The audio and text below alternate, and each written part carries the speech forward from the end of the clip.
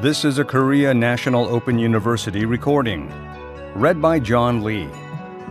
That Evening Sun by William Faulkner. That Evening Sun.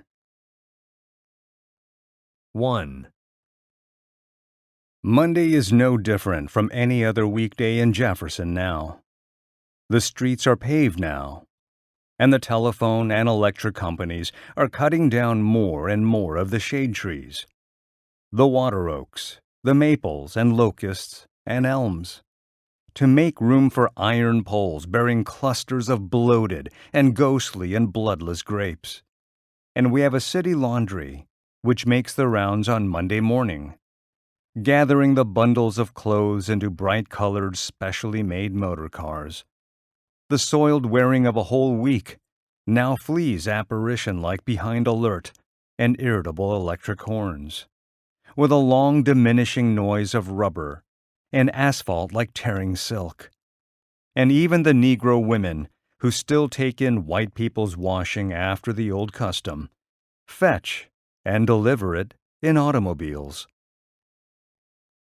But 15 years ago, on Monday morning, the quiet, dusty, shady streets would be full of Negro women with, balanced on their steady, turbaned heads, bundles of clothes tied up in sheets, almost as large as cotton bales, carried so without touch of hand, between the kitchen door of the White House and the blackened washpot beside a cabin door in Negro Hollow. Nancy would set her bundle on the top of her head. Then upon the bundle in turn, she would set the black straw sailor hat which she wore winter and summer. She was tall, with a high, sad face sunken a little where her teeth were missing. Sometimes we would go a part of the way down the lane and across the pasture with her to watch the balanced bundle and the hat that never bobbed nor wavered, even when she walked down into the ditch and up the other side and stooped through the fence. She would go down on her hands and knees and crawl through the gap, her head rigid, up-tilted, the bundle steady as a rock or a balloon, and rise to her feet again and go on. Sometimes the husbands of the washing women would fetch and deliver the clothes. But Jesus never did that for Nancy, even before Father told him to stay away from our house, even when Dilsy was sick, and Nancy would come to cook for us. And then about half the time, we'd have to go down the lane to Nancy's cabin and tell her to come on and cook breakfast. We would stop at the ditch because Father told us to not have anything to do with Jesus. He was a short black man with a razor scar down his face, and we would throw rocks at Nancy's house until she came to the door, leaning her head around it without any clothes on. "What y'all mean, chunking my house?" Nancy said. "What you little devils mean?" "Father says for you to come on and get breakfast," Caddy said. "Father says it's over a half an hour now, and you've got to come this minute." "I ain't studying no breakfast," Nancy said. "I'm going to get my sleep out." "I bet you're drunk," Jason said. "Father says you're drunk. Are you drunk, Nancy?" "Who says I is?" Nancy said. "I got to get my sleep out. I ain't studying no breakfast." So after a while, we quit chunking the cabin and went back home. When she finally came, it was too late for me to go to school. So we thought it was whiskey, until that day they arrested her again, and they were taking her to jail, and they passed Mr. Stovall. He was the cashier in the bank and a deacon in the Baptist church. And Nancy began to say, "When you gonna pay me, white man? When you gonna pay me, white man? It's been 3 times now since you paid me a cent." Mr. Stovall knocked her down, but she kept on saying, "When you gonna pay me, white man? It's been 3 times now since." Until Mr. Stovall kicked her in the mouth with his heel, and the marshal caught Mr. Stovall back, and Nancy lying in the street laughing. She turned her head and spat out some blood and teeth and said, "It's been 3 times now since he paid me a cent." That was how she lost her teeth. And all that day they told about Nancy and Mr. Stovall. And all that night, the ones that passed the jail could hear Nancy singing and yelling. They could see her hands holding to the window bars, and a lot of them stopped along the fence, listening to her and to the jailer trying to make her stop. She didn't shut up until almost daylight, when the jailer began to hear a bumping and scraping upstairs, and he went up there and found Nancy hanging from the window bar. He said that it was cocaine and not whiskey, because no nigger would try to commit suicide unless he was full of cocaine, because a nigger full of cocaine wasn't a nigger any longer. The jailer cut her down and revived her. Then he beat her, whipped her. She had hung herself with her dress. She had fixed it all right. But when they arrested her, she didn't have on anything except a dress, and so she didn't have anything to tie her hands with, and she couldn't make her hands let go of the window ledge. So the jailer heard the noise and ran up there and found Nancy hanging from the window, stark naked, her belly already swelling out a little, like a little balloon. When Dilsy was sick in her cabin, and Nancy was cooking for us, we could see her apron swelling out. That was before Father told Jesus to stay away from the house. Jesus was in the kitchen, sitting behind the stove, with his razor scar on his black face like a piece of dirty string. He said it was a watermelon that Nancy had under her dress. "It'd never come off your vine, though," Nancy said. "Off what vine?" Caddy said. "I can cut down the vine it did come off of," Jesus said. "What makes you want to talk like that before these chillun?" Nancy said. "Why don't you go on to work? You done it. You want Mr. Jason to catch you hanging around his kitchen, talking that way before these chillun?" "Talking what way?" Caddy said. "What vine?" "I can't hang around white man's kitchen," Jesus said. "But white man can hang around mine. White man can come in my house, but I can't stop him. When white man come into my house, I ain't got no house. I can't stop him. But he can't kick me out in it. He can't do that." Dilsy was still sick in her cabin. Father told Jesus to stay off our place. Dilsy was still sick.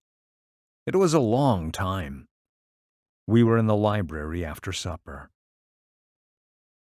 "Isn't Nancy through in the kitchen yet?" Mother said. "It seems to me that she has had plenty of time to have finished the dishes." "Let Quentin go and see," Father said. "Go and see if Nancy is through, Quentin. Tell her she can go on home." I went to the kitchen. Nancy was through. The dishes were put away and the fire was out. Nancy was sitting in a chair, close to the cold stove. She looked at me. "Mother wants to know if you are through," I said. "Yes," Nancy said. She looked at me. "I done finished." She looked at me. "What is it?" I said. "What is it?" "I ain't nothing but a nigger," Nancy said. It ain't none of my fault." She looked at me, sitting in the chair before the cold stove, the sailor hat on her head. I went back to the library. It was the cold stove and all, when you think of a kitchen being warm and busy and cheerful. And with a cold stove and the dishes all put away, and nobody wanting to eat at that hour. "Is she through?" Mother said. "Yes'm," I said. "What is she doing?" Mother said. "She's not doing anything. She's through." "I'll go and see," Father said. "Maybe she's waiting for Jesus to come and take her home," Caddy said. "Jesus is gone," I said. Nancy told us how one morning she woke up, and Jesus was gone. "He quit me," Nancy said. "Done gone to Memphis, I reckon. Dodging them city police for a while, I reckon." "And a good riddance," Father said. "I hope he stays there." "Nancy's scared of the dark," Jason said. "So are you," Caddy said. "I'm not," Jason said. "Scary cat," Caddy said. "I'm not," Jason said. "You, Candace," Mother said. Father came back. "I am going to walk down the lane with Nancy," he said. "She says that Jesus is back." "Has she seen him?" Mother said. "No, some Negro sent her word that he was back in town. I won't be long." "You'll leave me alone to take Nancy home?" Mother said. "Is her safety more precious to you than mine?" "I won't be long," Father said. "You'll leave these children unprotected with that Negro about?" "I'm going too," Caddy said. "Let me go, Father." What would he do with them if he were unfortunate enough to have them? Father said. "I want to go too," Jason said. "Jason," Mother said. She was speaking to Father. You can tell that by the way she said the name. Like she believed that all day Father had been trying to think of doing the thing she wouldn't like the most, and that she knew all the time that after a while he would think of it. I stayed quiet, because Father and I both knew that Mother would want him to make me stay with her if she just thought of it in time. So Father didn't look at me. I was the oldest. I was 9 and Caddy was 7 and Jason was 5. "Nonsense," Father said. "We won't be long." Nancy had her hat on. We came to the lane. "Jesus always been good to me," Nancy said. "Whenever he had $2, one of them was mine." We walked in the lane. "If I can just get through the lane," Nancy said, "I'll be all right then." The lane was always dark. "This is where Jason got scared on Halloween," Caddy said. "I didn't," Jason said. "Can't Aunt Rachel do anything with him?" Father said. Aunt Rachel was old. She lived in a cabin beyond Nancy's by herself. She had white hair and she smoked a pipe in the door all day long. She didn't work anymore. They said she was Jesus' mother. Sometimes she said she was, and sometimes she said she wasn't any kin to Jesus. "Yes, you did," Caddy said. "You were scareder than Frony. You were scareder than TP, even scareder than niggers." "Can't nobody do nothing with him," Nancy said. "He say I done woke up the devil in him, and ain't but one thing going to lay it down again." "Well, he's gone now," Father said. "There's nothing for you to be afraid of now. And if you just let white men alone." Let what white men alone? Caddy said. How let them alone? He ain't gone nowhere, Nancy said. I can feel him. I can feel him now in this lane. He hearing us talk, every word hid somewhere, waiting. I ain't seen him, and I ain't going to see him again but once more, with that razor in his mouth. That razor on that string down his back inside his shirt. And then I ain't going to be even surprised. I wasn't scared, Jason said. If you'd behave yourself, you'd have kept out of this, Father said. But it's all right now. He's probably in St. Louis now. Probably got another wife by now and forgot all about you. If he has, I better not find out about it, Nancy said. I'd stand there right over them, and every time he ropped her, I'd cut that arm off.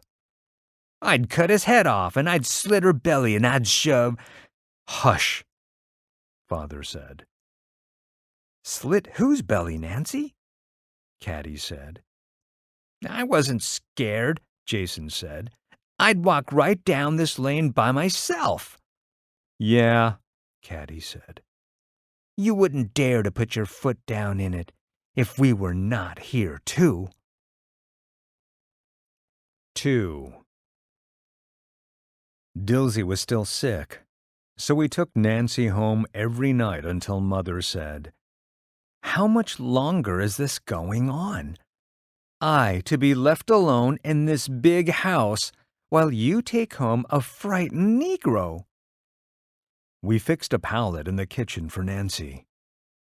One night we waked up, hearing the sound. It was not singing, and it was not crying coming up the dark stairs. There was a light in Mother's room, and we heard Father going down the hall, down the back stairs, and Caddy and I went into the hall. The floor was cold. Our toes curled away from it, while we listened to the sound. It was like singing, and it wasn't like singing, like the sounds that Negroes make. Then it stopped, and we heard Father going down the back stairs, and we went to the head of the stairs. Then the sound began again, in the stairway, not loud, and we could see Nancy's eyes halfway up the stairs against the wall. They looked like cat's eyes do, like a big cat against the wall, watching us. When we came down the steps to where she was, she quit making the sound again. And we stood there until Father came back up from the kitchen with his pistol in his hand. He went back down with Nancy, and they came back with Nancy's pallet. We spread the pallet in our room. After the light in Mother's room went off, we could see Nancy's eyes again. Nancy, Caddy whispered. Are you asleep, Nancy? Nancy whispered something. It was oh or no, I don't know which. Like nobody had made it. Like it came from nowhere and went nowhere, until it was like Nancy was not there at all. That I had looked so hard at her eyes on the stairs that they had got printed on my eyeballs like the sun does when you have closed your eyes and there is no sun. Jesus, Nancy whispered. Jesus. Was it Jesus? Caddy said. Did he try to come into the kitchen? Jesus, Nancy said. Like this. Jesus. Until the sound went out, like a match or a candle does. It's the other Jesus, she means, I said. Can you see us, Nancy? Caddy whispered. Can you see our eyes, too? I ain't nothing but a nigger, Nancy said. God knows. God knows. What did you see down there in the kitchen? Caddy whispered. What tried to get in? God knows, Nancy said. We could see her eyes. God knows. Dilsy got well. She cooked dinner. You'd better stay in bed a day or two longer, Father said. What for? Dilsy said. If I had been a day later, this place would be rack and ruin. Get on out of here now, and let me get my kitchen straight again. Dilsy cooked supper, too, and that night, just before dark, Nancy came into the kitchen. How do you know he's back? Dilsy said. You ain't seen him. Jesus is a nigger, Jason said. I can feel him, Nancy said. I can feel him laying yonder in the ditch. Tonight? Dilsy said. Is he there tonight? Dilsy's a nigger too, Jason said. You try to eat something, Dilsy said. I don't want nothing, Nancy said. I ain't a nigger, Jason said. Drink some coffee, Dilsy said. She poured a cup of coffee for Nancy. Do you know he's out there tonight? How come you know it's tonight? I know, Nancy said. He's there waiting. I know. I done live with him too long. I know what he's fixin' to do before he know it himself. Drink some coffee, Dilsy said. Nancy held the cup to her mouth and blew into the cup. Her mouth pursed out like a spreading adder's, like a rubber mouth, like she had blown all the color out of her lips with blowing the coffee. I ain't a nigger, Jason said. Are you a nigger, Nancy?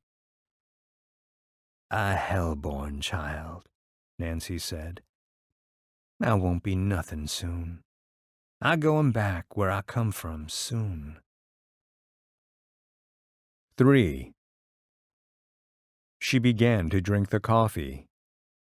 While she was drinking, holding the cup in both hands, she began to make the sound again. She made the sound into the cup, and the coffee sploshed out onto her hands and her dress. Her eyes looked at us, and she sat there, her elbows on her knees, holding the cup in both hands, looking at us across the wet cup making the sound. Look at Nancy, Jason said. Nancy can't cook for us now. Dilsy's got well now. You hush up, Dilsy said. Nancy held the cup in both hands, looking at us making the sound, like there were two of them, one looking at us and the other making the sound. Why don't you let Mr. Jason telephone the marshal? Dilsy said. Nancy stopped then, holding the cup in her long brown hands. She tried to drink some coffee again, but it splashed out of the cup, onto her hands and her dress, and she put the cup down. Jason watched her. I can't swallow it, Nancy said. I swallows, but it won't go down me. You go down to the cabin, Dilsy said. Phroney will fix you a pallet, and I'll be there soon. Won't no nigger stop him, Nancy said. I ain't a nigger, Jason said. Am I, Dilsy? I reckon not, Dilsy said. She looked at Nancy. I don't reckon so. What you gonna do then? Nancy looked at us. Her eyes went fast, like she was afraid there wasn't time to look, without hardly moving at all. She looked at us, at all three of us at one time. You 'member that night I stayed in y'all's room? She said. She told about how we waked up early the next morning and played. We had to play quiet on her pallet, until Father woke up and it was time to get breakfast. "Go and ask your ma to let me stay here tonight," Nancy said. "I won't need no palette. We can play some more." Caddy asked Mother. Jason went too. "I can't have Negroes sleeping in the bedrooms," Mother said. Jason cried. He cried until Mother said he couldn't have any dessert for 3 days if he didn't stop. Then Jason said he would stop if Dilsy would make a chocolate cake. Father was there. "Why don't you do something about it?" Mother said. "What do we have officers for?" "Why is Nancy afraid of Jesus?" Caddy said. "Are you afraid of Father, Mother?" "What could the officers do?" Father said. "If Nancy hasn't seen him, how could the officers find him?" "Then why is she afraid?" Mother said. "She say he is there. She says she knows he is there tonight." "Yet we pay taxes," Mother said.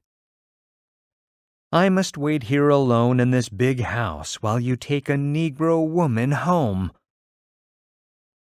"You know that I am not lying outside with a razor," Father said.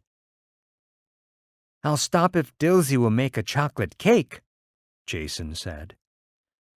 Mother told us to go out, and Father said he didn't know if Jason would get a chocolate cake or not, but he knew what Jason was going to get in about a minute. We went back to the kitchen and told Nancy. "Father said for you to go home and lock the door, and you'll be all right," Caddy said. "All right from what, Nancy? Is Jesus mad at you?" Nancy was holding the coffee cup in her hands again, her elbows on her knees and her hands holding the cup between her knees. She was looking into the cup. "What have you done that made Jesus mad?" Caddy said. Nancy let the cup go. It didn't break on the floor, but the coffee spilled out, and Nancy sat there with her hands still making the shape of the cup. She began to make the sound again, not loud, not singing and not unsinging. We watched her. "Here," Dilsy said. "You quit that now. You get a holt of yourself. You wait here. I going to get Versh to walk home with you." Dilsy went out. We looked at Nancy. Her shoulders kept shaking, but she quit making the sound. We watched her. "What's Jesus going to do to you?" Caddy said. "He went away." Nancy looked at us.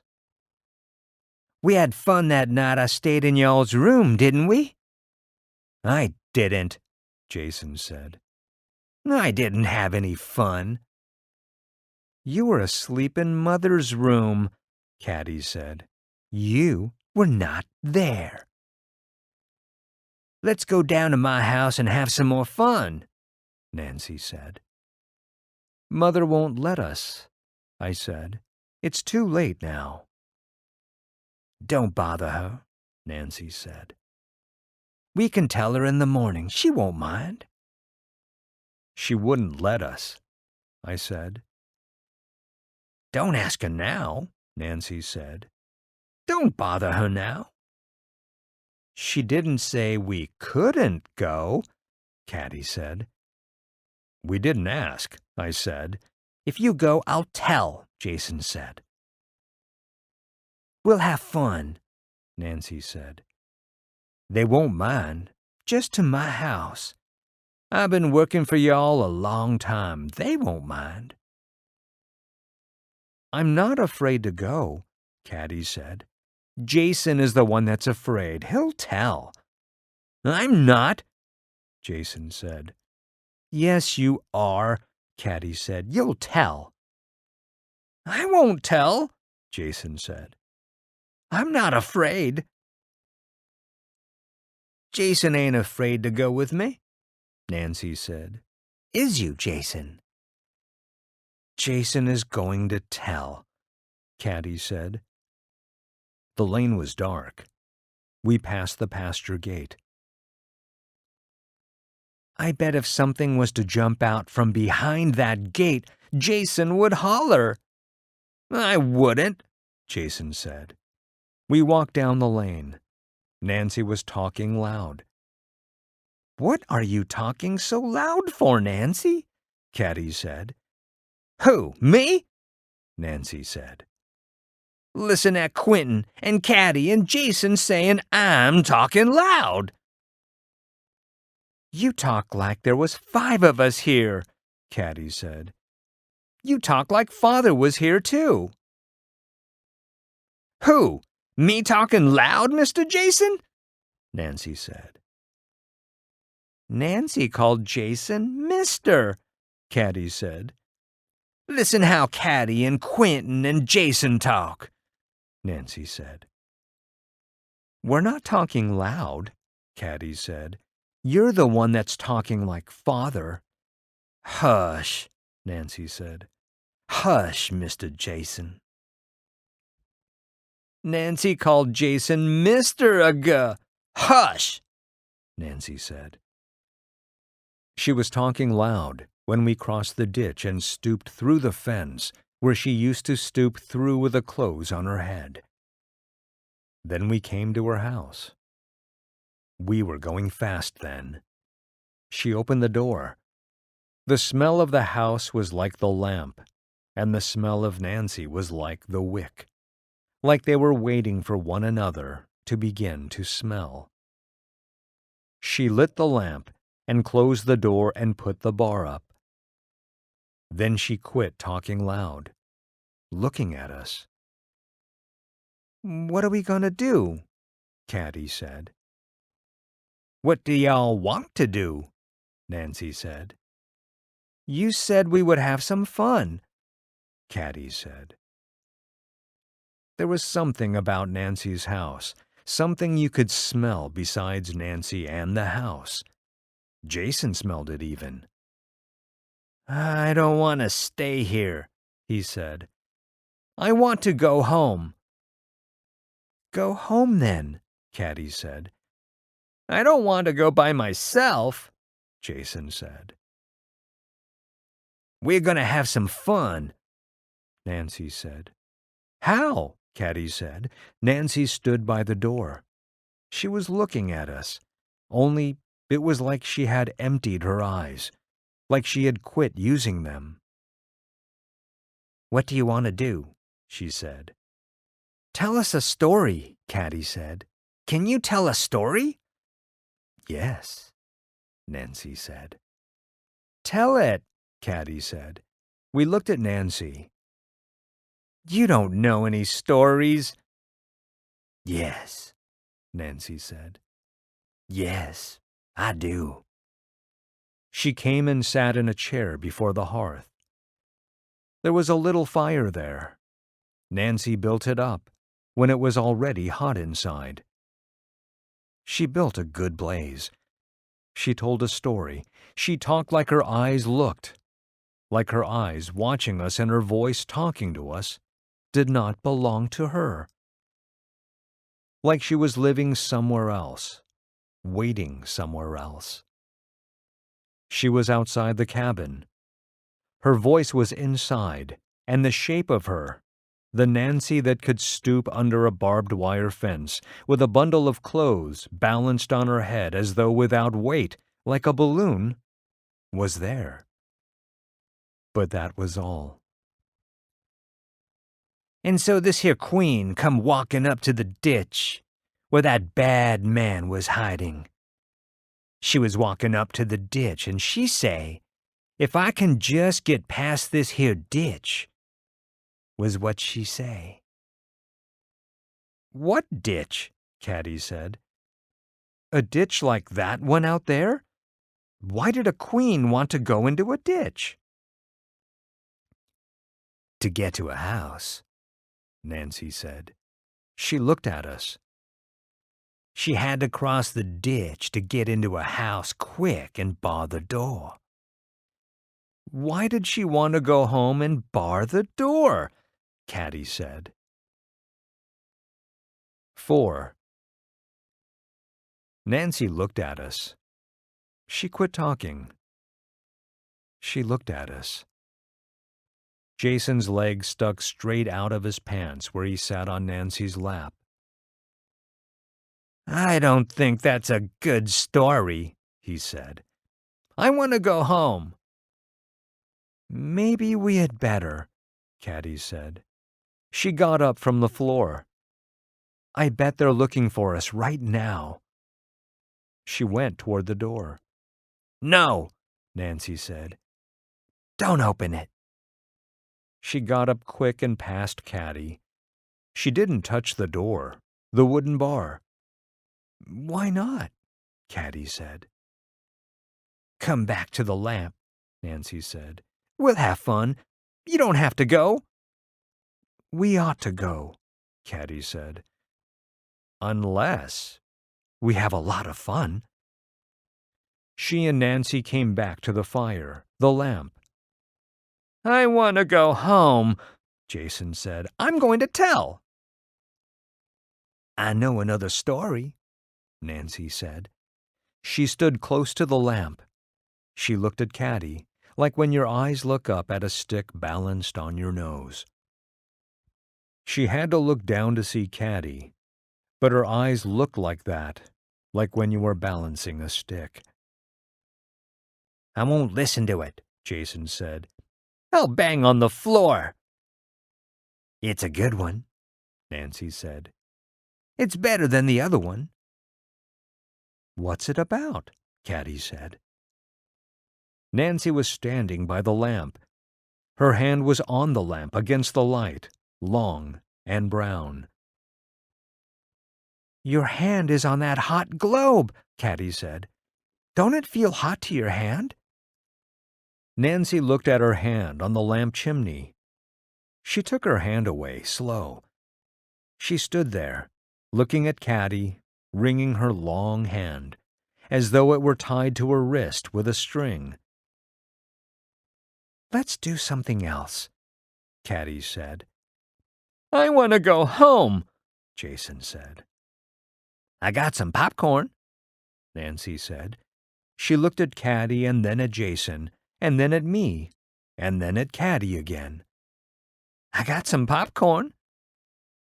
I don't like popcorn, Jason said. I'd rather have candy. Nancy looked at Jason. You can hold the papa. She was still wringing her hand. It was long and limp and brown. All right, Jason said. I'll stay a while if I can do that. Caddy can't hold it. I'll want to go home again if Caddy holds the popper. Nancy built up the fire. Look at Nancy putting her hands in the fire, Caddy said. What's the matter with you, Nancy? I got popcorn, Nancy said. I got some. She took the popper from under the bed.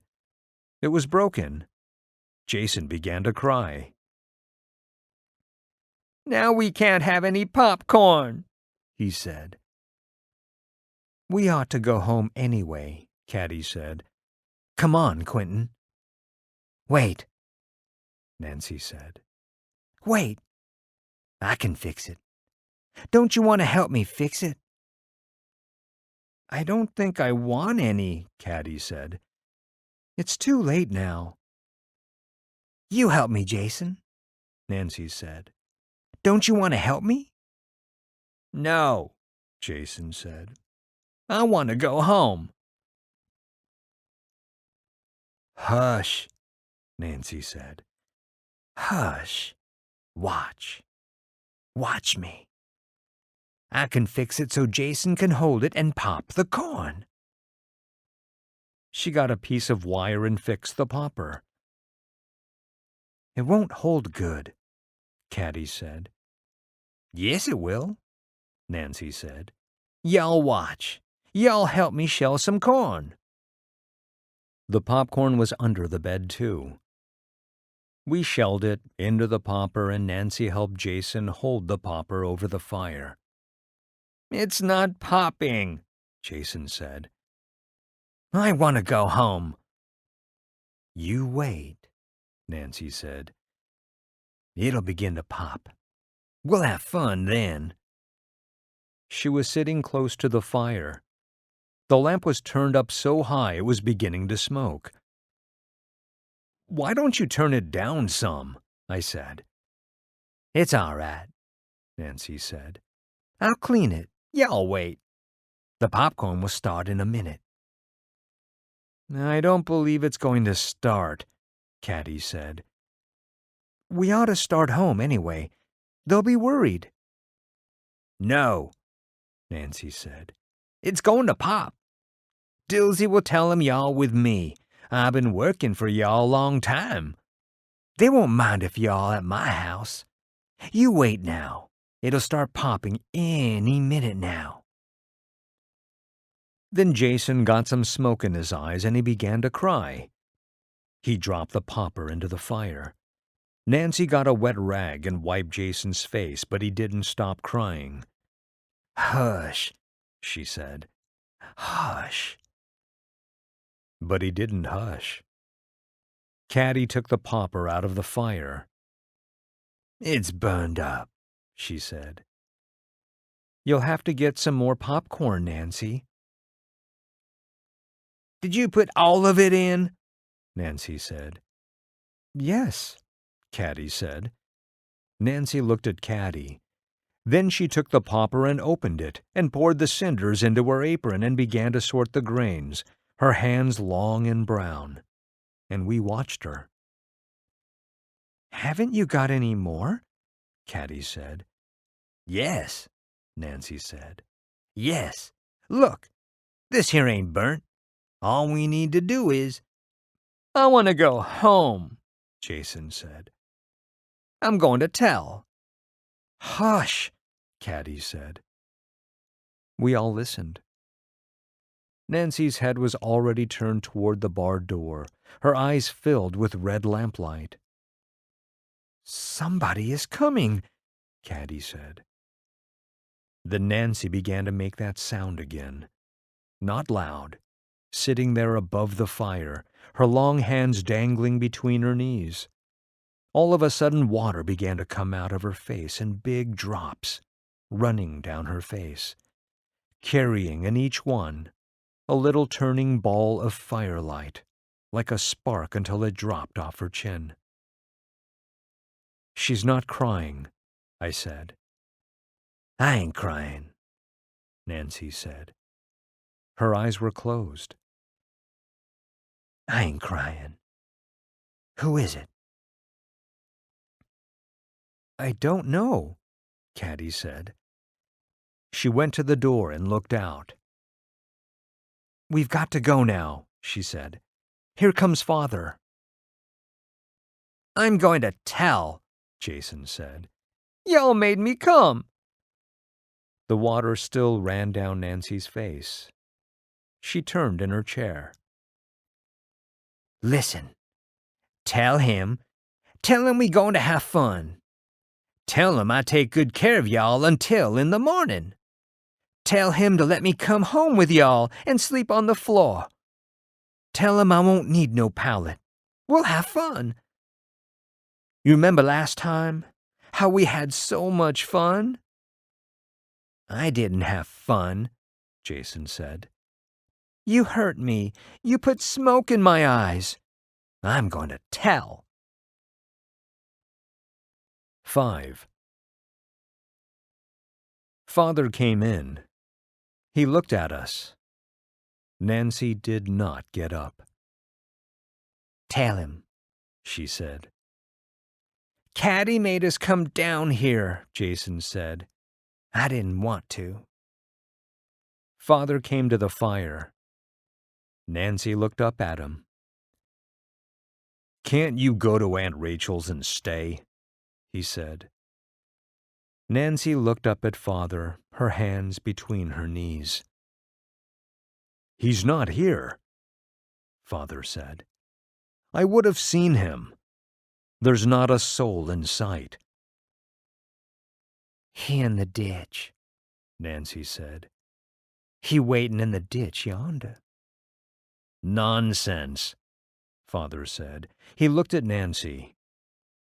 "Do you know he's there?" "I got the sign," Nancy said. "What sign?" "I got it. It was on the table when I come in. It was a hog bone with blood meat still on it, laying by the lamp. He's out there. When y'all walk out that door, I gone." "Gone where, Nancy?" Caddy said. "I'm not a tattletale," Jason said. "Nonsense," Father said.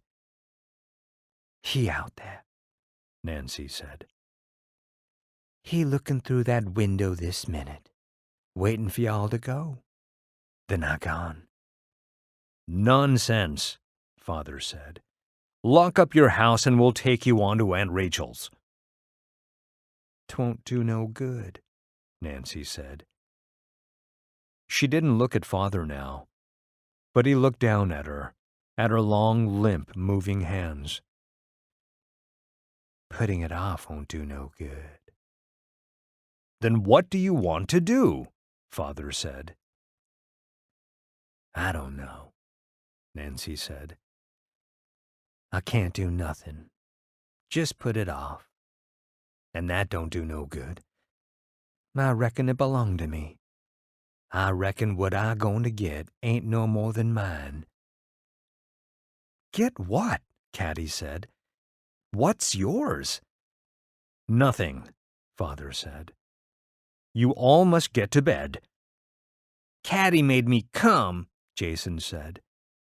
"Go on to Aunt Rachel's," Father said. "It won't do no good," Nancy said. She sat before the fire, her elbows on her knees, her long hands between her knees. "When even your own kitchen wouldn't do no good. When even if I was sleeping on the floor in the room with your children, and the next morning there I am, and blood." "Hush," Father said. "Lock the door and put out the lamp and go to bed." "I scared of the dark," Nancy said. "I scared for it to happen in the dark." "You mean you're going to sit right here with the lamp lighted?" Father said. Then Nancy began to make the sound again, sitting before the fire, her long hands between her knees. "Oh, damnation," Father said. "Come along, children. It's past bedtime." "When y'all go home, I gone," Nancy said. She talked quieter now, and her face looked quiet, like her hands. "Anyway, I got my coffin money saved up with Mr. Lovelady." Mr. Lovelady was a short, dirty man who collected the Negro insurance, coming around to the cabins or the kitchens every Saturday morning to collect 15 cents. He and his wife lived at the hotel. One morning his wife committed suicide. They had a child, a little girl. He and the child went away. After a week or two he came back alone. We would see him going along the lanes and the back streets on Saturday mornings. "Nonsense," Father said. "You'll be the first thing I'll see in the kitchen tomorrow morning." "You'll see what you'll see, I reckon," Nancy said. "But it'll take the Lord to say what that will be." 6. We left her sitting before the fire. "Come and put the bar up," Father said. But she didn't move. She didn't look at us again, sitting quietly there between the lamp and the fire. From some distance down the lane, we can look back and see her through the open door. "What, Father?" Caddy said. "What's going to happen?" "Nothing," Father said. Jason was on Father's back, so Jason was the tallest of all of us. We went down into the ditch. I looked at it, quiet. I couldn't see much where the moonlight and the shadows tangled. "If Jesus is hid here, he can see us, can't he?" Caddy said. "He's not there," Father said. "He went away a long time ago." "You made me come," Jason said. High against the sky, it looked like Father had two heads, a little one and a big one. "I didn't want to." We went up out of the ditch. We could still see Nancy's house and the open door. But we couldn't see Nancy now, sitting before the fire with the door open, because she was tired. "I just done got tired," she said. "I just a nigger. It ain't no fault of mine." But we could hear her, because she began just after we came up out of the ditch, the sound that was not singing and not unsinging. "Who will do our washing now, Father?" I said. "I'm not a nigger," Jason said, high and close above Father's head. "You're worse," Caddy said. "You are a tattletale. If something was to jump out, you'd be scareder than a nigger." "I wouldn't," Jason said. "You'd cry," Caddy said. "Caddy," Father said. "I wouldn't," Jason said. "Scary cat," Caddy said. "Candace," Father said.